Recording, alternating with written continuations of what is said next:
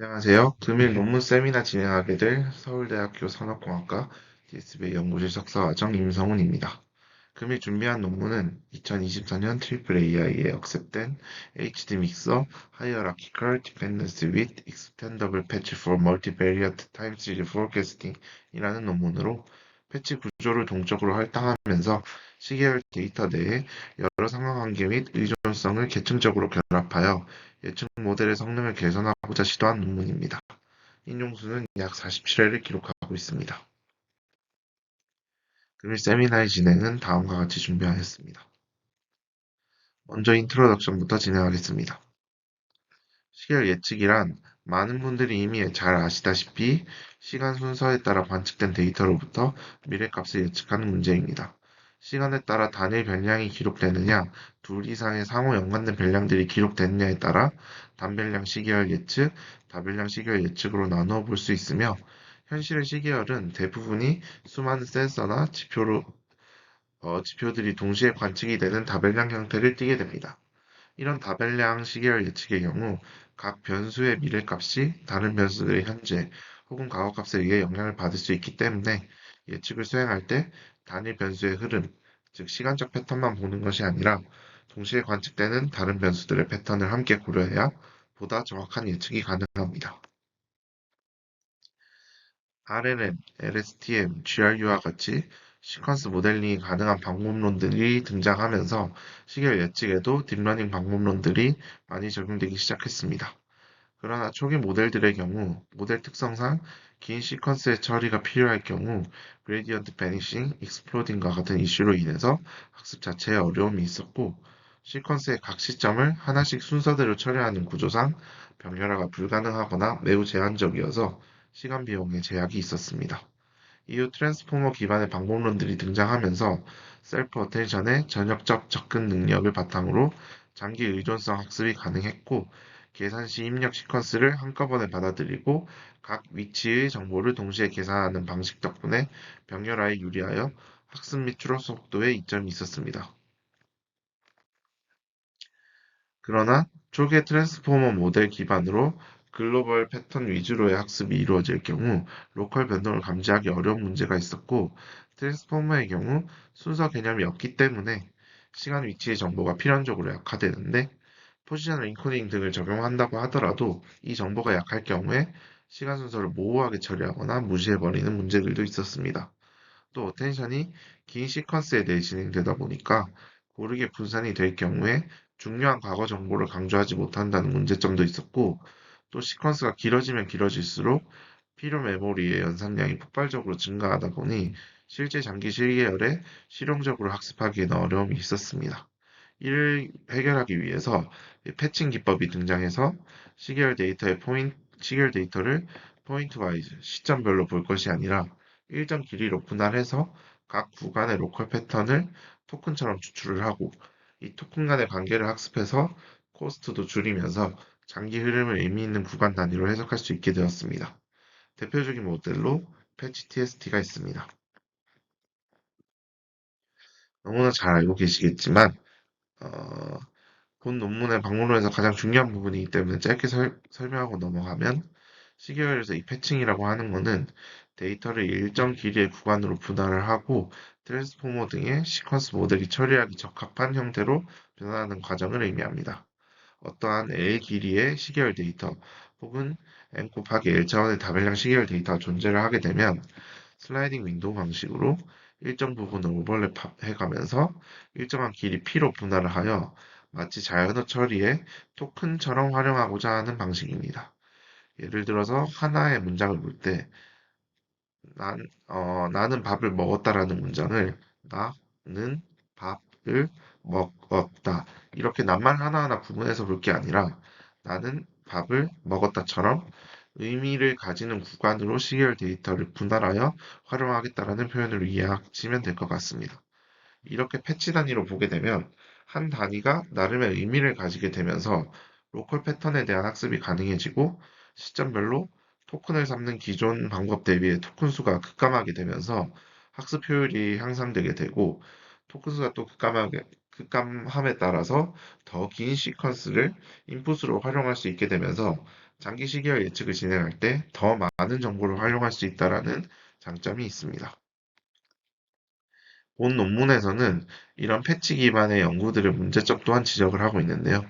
먼저 대부분의 기존 연구들은 패치 기반 방식으로 로컬 시멘틱스, 즉 지역적인 시계열 패턴의 의미를 강화하고 주로 장기적인 의존성을 포착하는 데 초점을 두다 보니 최신 연구들이 아래와 같은 어떤 중요한 흐름들을 간과되고 있다라고 표현하고 있습니다.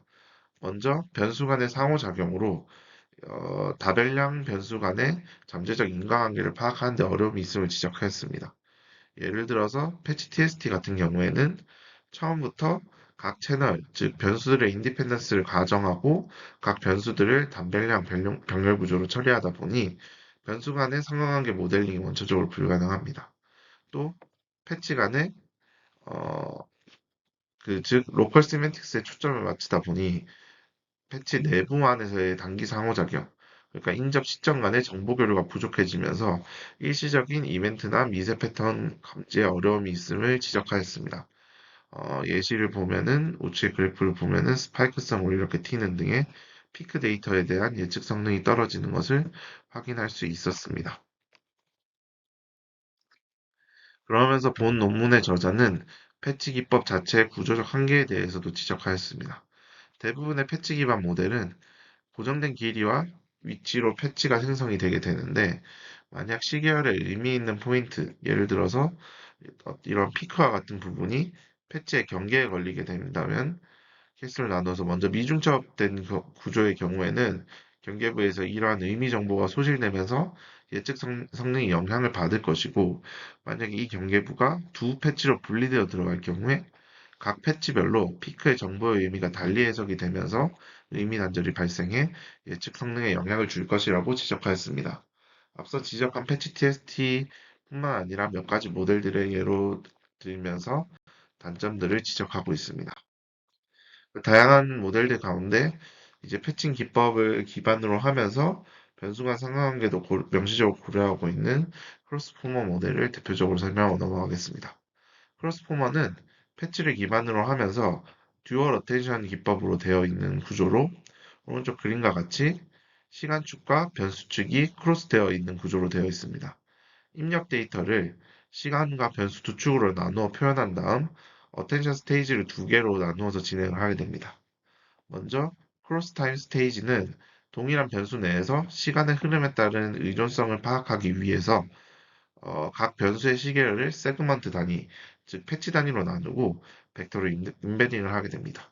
그럼 이 벡터는 한 변수 안에서 시간 순서대로 정렬이 되고 시간축 위에 있는 벡터들을 대상으로 셀프 어텐션을 진행을 하면서 동일 변수 내에 있는 패치들끼리 템포럴 디펜던시를 학습하게 됩니다.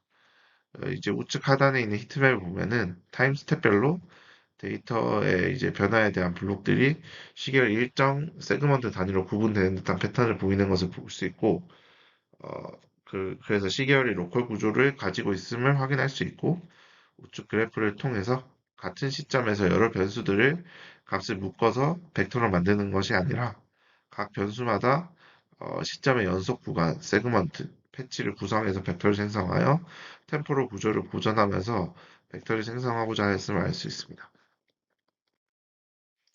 이제 어, 어, 그리고 이제 크로스 디멘션 스테이지, 크로스 타임 스테이지에서 변수 내의 패치 간의 어텐션을 통해서 로컬 시멘틱스를 학습하고 나서는 이제 모든 변수에 대해서 각 시점의 벡터들 모두를 비교하여 변수 간의 상호작용을 학습합니다.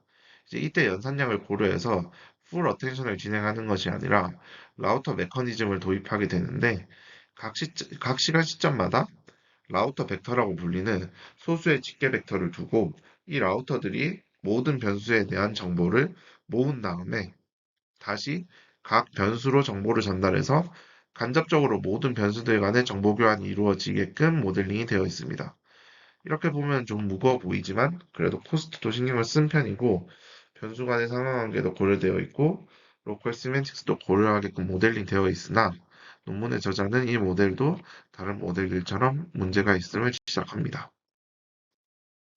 지금까지 이야기한 본 논문의 저자가 주장하는 최신 연구들의 문제점, 특히 패치를 기반으로 하는 연구들의 문제점을 두 가지로 요약하면은 이제 고정된 길이의 패치를 사용하게 됨에 따라 의미적으로 중요한 부분이 잘리거나 분리되어 의미적 불일치가 발생할 가능성이 높고 또 대부분의 변수간 관계는 보조적으로 반영하거나 반영하지 않고 반영을 한다고 하더라도 연산량이 크다라는 문제를 지적합니다. 또 패치 기반의 학습 구조로 인해서 패치 내부에 있는 이제 쇼텀에 대한 시간적 정보까지 반영하는 모델이 없다라는 점도 지적하고 있습니다. 그래서 본 논문의 저자는 HD 믹서라는 이름 아래 다음과 같은 모델을 제안합니다.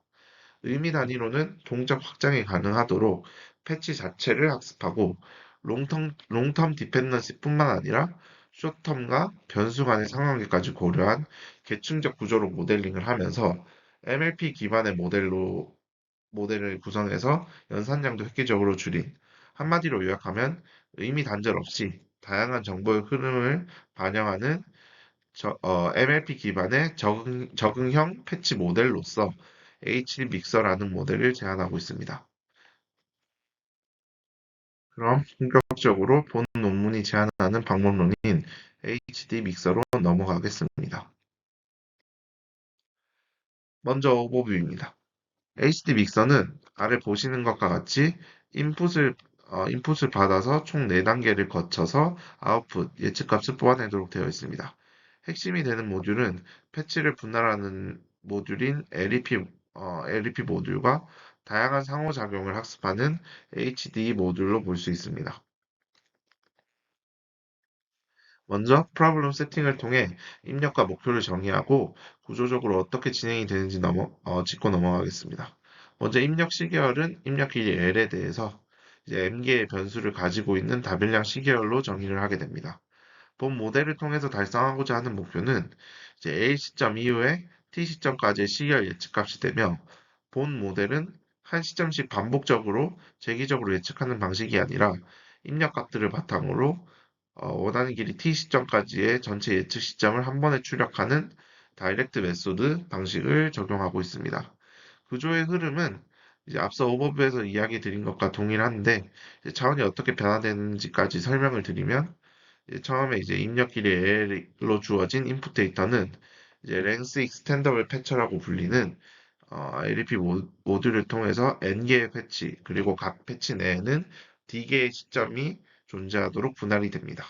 이 분할된 패치 데이터가 Hierarchical Dependency Explorer라고 불리는 HDE 모듈을 통해 다양한 상호작용을 반영한 계층적 패치 표현인 어떤 Z라는 표현으로 변환이 되고 K개의 이제 MLP 블락을 거쳐서 나온 이 최종 이 ZK에 대해서 플래튼을 한 다음에 리니어 프로젝션을 통해서 길이 t의 최종 예측 값을 얻게 됩니다.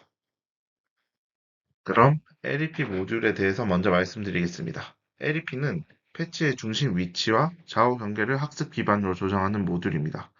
기존 패치 방식의 경우 앞서 설명드린 것처럼 의미 있는 단위가 경계에서 잘리거나 고정된 길이로 인해 다양한 패턴을 유연하게 포착하기 어려운 한계가 있어서 이러한 한계를 해결하기 위해서 패치 길이를 유연하게 조절할 수 있는 LEP 모듈을 HD믹서에서는 도입하고 있습니다. 주요 아이디어는 패치의 중심뿐만 아니라 좌우 경계도 학습 가능한 오프셋으로 확장한다는 점입니다. 슬라이드에서 보시는 수식처럼 패치의 시작점 left와 right는 단순히 중심점으로부터 일정 길이로 고정되는 것이 아니라 중심 오프셋 델타 C와 왼쪽 확장 길이인 델타 레프트, 오른쪽 확장 길이인 델타 라이트를 학습하여서 유연하게 조절이 됩니다. 여기서 이 L 값은 고정 패치 길이의 절반으로 정의가 되며 어, D는 최종적으로 샘플링할 시점의 개수를 의미하게 됩니다. 처음에는 이제 고정된 N과 D에 의해서 균일하게 분할된 그 센터 지점에 대해서 이후 학습을 통해서 이제 중심 오프셋 델타 CI만큼 이동하게 된 다음에 양쪽 경계를 델타 레프트, 델타 라이트만큼 확장하여서 새로운 구간을 만들게 됩니다. 최종적으로 이 확장된 영역에서 D개의 시점을 균일하게 샘플링해서 최종 패치를 구성하게 됩니다. 이처럼 패치의 위치와 길이를 학습으로 조정함으로써 기존보다 더 많은 의미의 단위가 패치 내부에 온전히 포함될 수 있고 중요한 변동이 경계에서 잘리는 현상도 줄어들게 됩니다. 그런데 아무 제한 없이 패치 중심이나 경계 확장을 조정할 수 있도록 할 경우에 오히려 패치들이 특정 위치에 쏠리거나 과도하게 중첩되어서 정보의 다양성이 떨어질 수도 있습니다. 또한 전체 시계열 구간을 균형 있게 커버하지 못하게 되는 문제도 생길 수가 있기 때문에 이를 방지하기 위해서 논문에서는 중심 이동과 경계 확장에 대해서 이제 각각 제약을 두기 위한 스케일 파라미터를 설정합니다.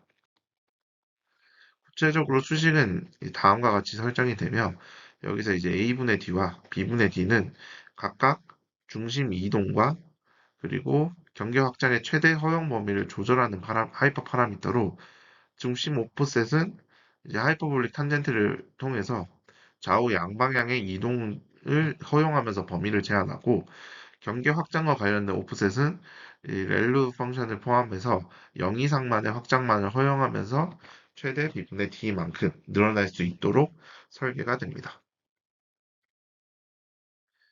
앞서 말씀드린 것처럼 LEP는 학습 가능한 중심 오프셋과 경계 확장을 통해서 조금 더 유연한 패치를 구성할 수 있게 만드는데 여기서 한 가지 기술적인 문제가 발생합니다.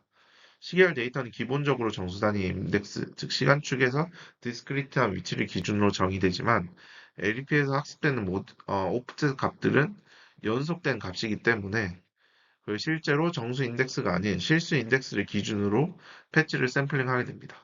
예를 들어서 슬라이드 하단의 같은 경우에 인덱스가 1.2로 정해지면은 정확히 1번 첫 번째 시점 혹은 두 번째 시점이 아니라 그 사이에 있는 위치에서 값을 가져와야 하는 상황이 자주 발생하게 됩니다. 이때 사용하는 방식이 이제 어, 바이, linear interpolation으로 실수 위치에 대해 주변 정수 시점의 값을 적절히 보관해서 그 지점의 값을 추정하는 방식입니다. 구체적인 수식은 다음과 같이 실수 인덱스에 가장 가까운 두 정수를 기준으로 해서 거리에 따라서 이 함수 값에 가중치를 부여하는 형태로 주어지게 되어 있습니다. 예를 들어서 1.2라는 인덱스가 주어지면은 1과 2 사이에 주어진 두 개를 가중평균해서 1.2라는 지점의 값을 추정하게 됩니다. 어, 왼쪽 예시와 같이 예를 들어서 원래 값이 인덱스 1에서 8, 그리고 인덱스 2에서 예를 들어서 9라는 값이 주어진다라고 한다면 그러면은 1.2라는 지점의 보관값은 8.40으로 계산이 되게 됩니다. 이 과정을 통해서 학습된 실수 중심점과 경계 오프셋을 기반으로 하면서 시계열의 실제 데이터 값을 부드럽게 샘플링할 수 있습니다. 네트워크가 실수 단위로 패치 위치를 조절할 수 있게 하면서 시계열 데이터의 어떤 불연속성을 부드럽게 연결해주는 역할도 할 수 있게 됩니다. 그럼 다음은 이렇게 패치의 길이를 유연하게 확장을 했을 때 어떻게 하면 학습이 잘 이루어지게 할 수 있을까라는 질문으로 넘어가 보겠습니다. 우리가 원하는 것은 단순히 패치를 늘리는 것이 아니라 확장된 패치 안에 실제로 더 많은 유의미한 정보가 담기도록 학습을 유도하는 것입니다. 그러기 위해서는 확장된 패치가 단순히 길어지기만 할 것이 아니라 실제로 더 다양한 서브 패턴, 즉, 더 복잡하고 이제 풍부한 정보를 포함하고 있는지를 평가할 수 있어야 합니다. 이를 위해 도입된 개념이 패치 엔트로피 로스라는 겁니다. 고정된 길이로 분할된 패치들보다 확장된 패치 분할이 더 다양한 정보를 포함하도록 만들자를 목표로 하고 이를 정량화하기 위해서 고정된 분할과 확장된 분할 각각에 대해서 엔트로피, 즉 복잡도의 정도를 계산하고 이 둘의 차이를 로스로 정의해서 학습을 유도하게 됩니다. 이제부터 이제 LP가 정말 더 많은 정보를 담게 만드는지를 수식으로 먼저 확인해 보겠습니다. 다시 한번 배경을 짚고 넘어가면은 고정길이 패칭은 피크나 주기가 경계가 중간에서 잘리기 쉬워서 중요한 모양이 흐트러질 수 있기 때문에 패치의 중심도 옮기고 좌우도 상황에 따라서 늘려서 경계를 온전하게 포함하도록 해서 결과적으로 같은 개수의 포인트에서도 더 온전한 패턴을 단계끔 만드는 것을 목표로 하고 있습니다. 그럼 이렇게 나눠진 패치들이 정말 더 다양한가를 측정하기 위해서 먼저 첫 단계는 패치 간의 거리를 정의합니다. 두 패치의 간의 거리를 다음과 같이 요소별 차이 값을 요소별 차이의 최대값으로 둡니다. 즉, 이 식이 의미하는 건 두 패치가 가장 많이 다른 지점, 그 지점 하나만 봤을 때 정말 다르면 멀다 라고 판단하는 어떤 보수적인 기준을 세워둡니다. 비슷한 패턴이면 이 값이 작아지게 되고, 만약에 패턴이 정말 차이가 많이 나는 값이면 이 값이 커지게 되겠죠. 그 다음에 각 패치가 나와 비슷한 이웃을 얼마나 갖고 있는지를 보게 됩니다. 어떤 인계값 모델에서 R을 설정하게 되고, 어떤 특정한 값보다 두 개의 패치 간의 거리가 작으면 두 패치 간은 유사하다고 보고, 그러면 그 비율을 계산하게 됩니다.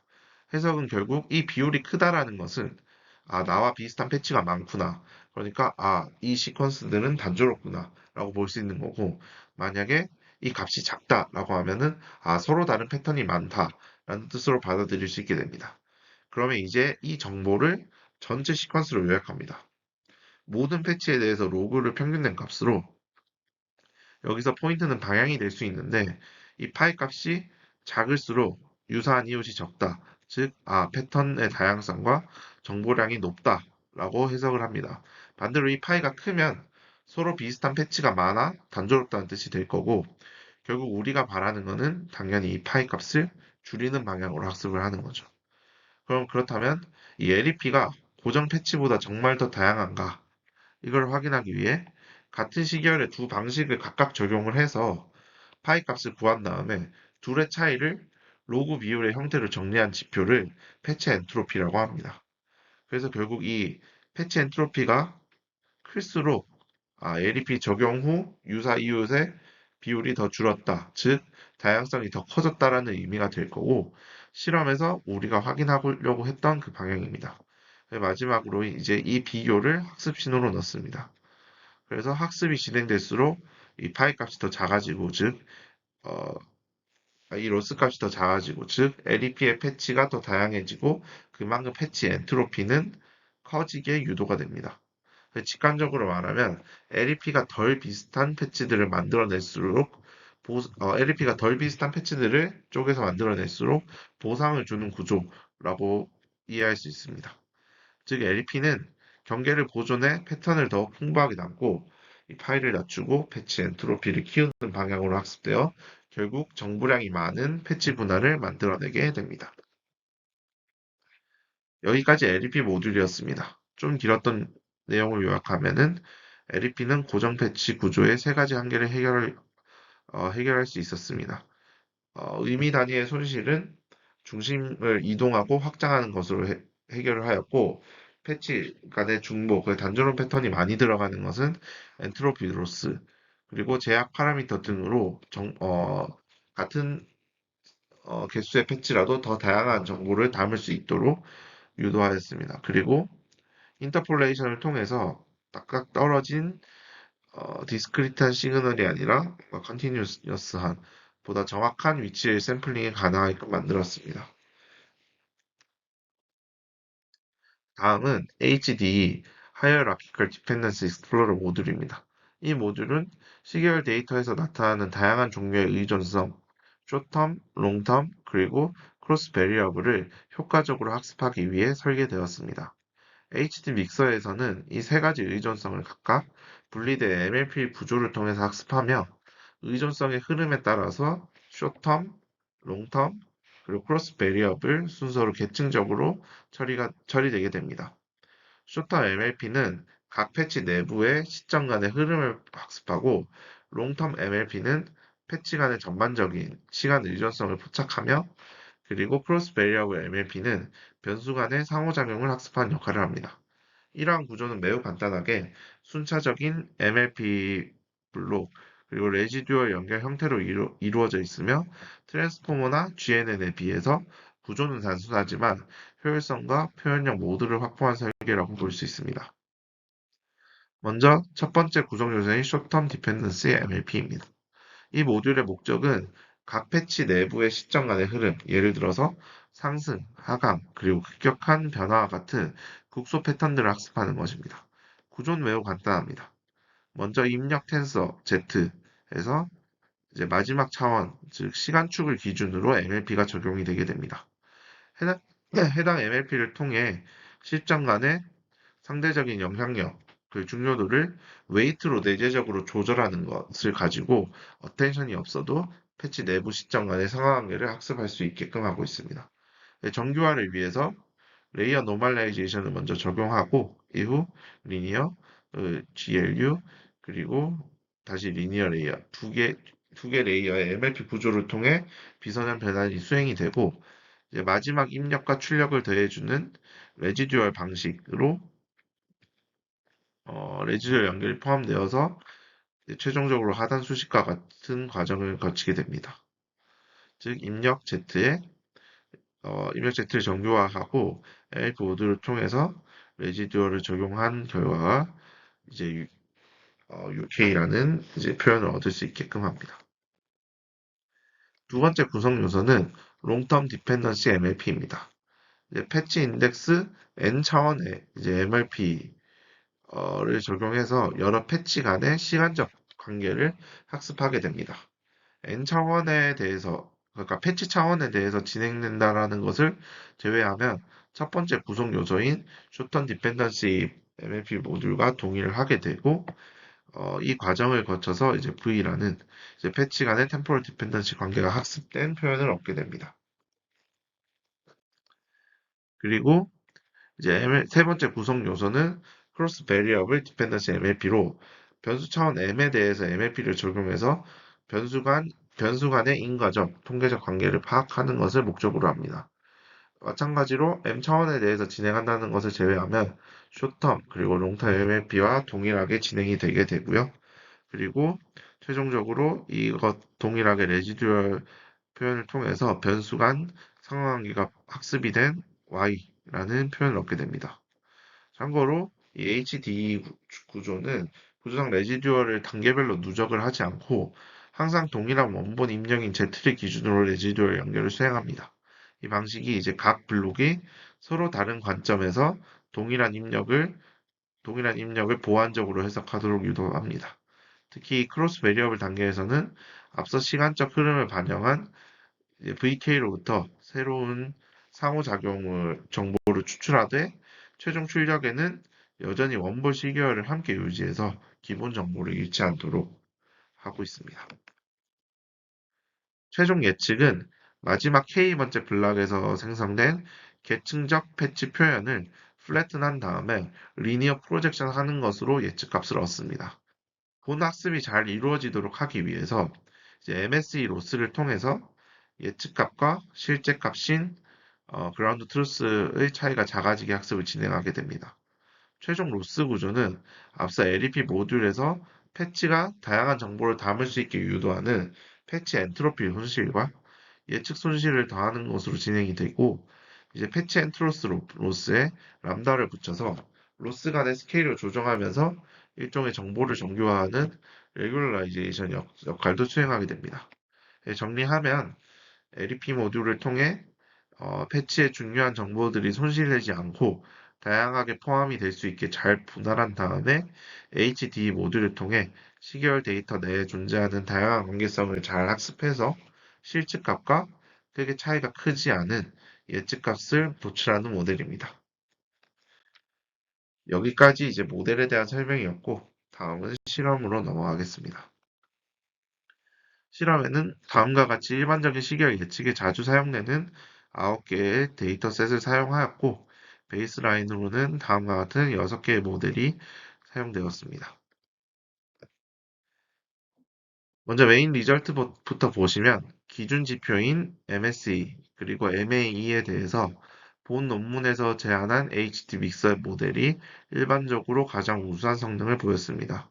총 72개의 실험 세팅에 대해서 탑 1 59회, 탑2 13회를 기록하는 등 전반적으로 가장 높은 순위를 보였고 트랜스포머 기반 모델 대비해서도 MSE 기준 평균 7.3%, MAE 기준으로 평균 4.2% 우수한 성능을 보였습니다. GNN 기반 모델 대비해서는 약 50% 정도의 우수한 성능을 보였는데 본 논문에서 따로 밝히진 않았으나 GNN 기반의 모델이 변수가 관계를 그래프로 모델링한다는 강점이 있으나 시계열의 어떤 동적인 상관성과 패치 기반의 의미 단위를 반영하는 데는 한계가 있어서 성능이 제한된 것이 아닐까라는 생각이 들고 상관관계도 시간에 따라 동적으로 변할 수 있는데 그것을 반영하지 못한 거 결과라고 해석할 수 있을 것 같습니다. 다음은 어블레이션 스터디입니다. 본 논문의 모델에 사용된 모듈이 실제로 성능 개선에 영향을 주었는지 확인하기 위한 실험으로 실험은 다음과 같이 이제 고정된 패치를 사용해서 LEP 모듈을 사용하지 않는 세팅과 HDE 모듈 내에서 이제 각 상관성을 학습하는 MLP 모듈들을 사용하지 않은 세 가지 세팅에서의 비교가 이루어졌습니다. 당연히 모든 모듈을 다 사용한 HD 믹서 모듈이 가장 성능이 좋았고 그 중에서도 어, LEP 모듈을 제거했을 때 가장 큰 성능 하락을 보이는 것으로 MSE가 약 5.6% 정도 열화된 결과를 보였습니다. 그리고 각 모듈에 따라서 의미를 부여해 보자면 데이터셋 특성에 따라서 중요도가 달라질 것이고 실험 결과를 통해 추론해 보자면 ETTM2와 같은 변수는 변수 간의 상호작용이 중요한 데이터셋으로 추론할 수 있고 웨더와 같은 경우에는 장기 의존성이 중요한 데이터셋인 것으로 추론할 수 있습니다. 다음은 패치 길이의 확장률에 따른 성능 변화입니다. 이제 LEP를 사용하지 않는 고정 패치 랭스를 사용한 실험 결과 레퍼런스로 이제 패치의 최대 확장 길이 비율을 조절해가며 실험한 결과입니다.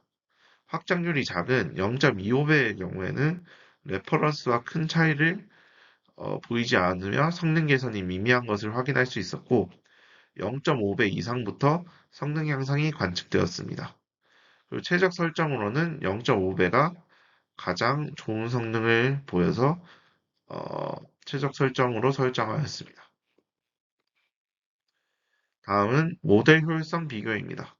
예측 성능과 학습 속도, 그리고 메모리 사용량에 대해서 ETTH2 데이터셋을 기준으로 예측 평가를 진행했을 때의 결과입니다.